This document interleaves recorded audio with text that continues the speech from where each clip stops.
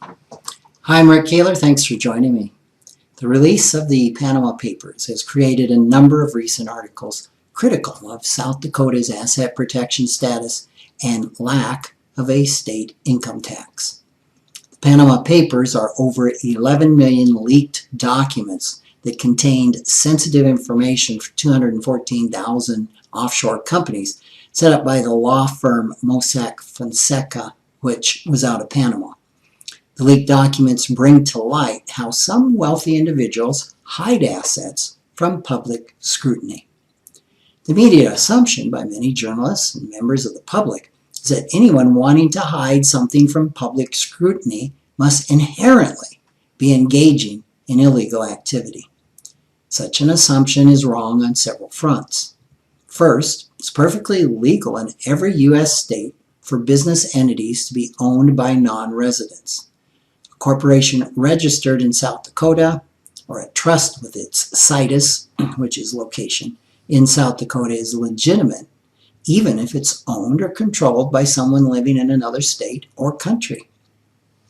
Second, it's legal for residents of any U.S. state to own corporations or trusts located in other states.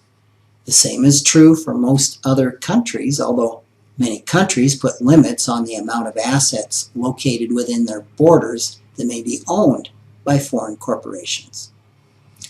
Third, just because there are no personal or corporate state income taxes in South Dakota doesn't mean non-residents who own businesses or assets in the state do so illegally or avoid taxes as a result. While they may not owe income taxes in South Dakota, they probably do still owe state income taxes in the state in which they live. And of course, all U.S. citizens and corporations must still pay federal income taxes. One reader commented that we need a state income tax to discourage people from bringing their income and assets into the state. The reader contended that South Dakota communities, schools, and health care suffer, and it depresses the lower and middle income people. Unless I am missing something here, and I very well could be, it doesn't seem to me that moving money and income into South Dakota hurts our infrastructure or costs our residents money in any way. Conversely, it does create a few high-paying jobs and professional opportunities that otherwise would not exist here. Fourth, there are compelling and legitimate reasons why law-abiding citizens may want to hold assets in corporations, limited liability companies, and asset protection trusts. Longtime readers of my columns and listeners to these videos have heard me preach for 25 years that investors should never own real estate or businesses in their personal names. Why? Any wealth is a target for those unscrupulous people who make a living preying on the hard-earned assets of others.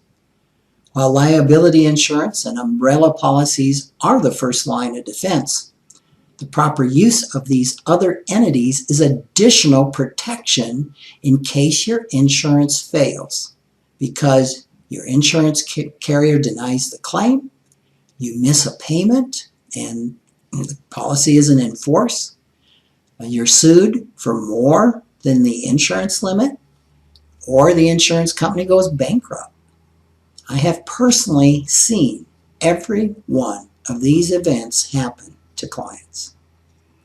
Finally, reporters did find that some of the Panama Paper corporations were shell corporations seemingly used for illegal purposes.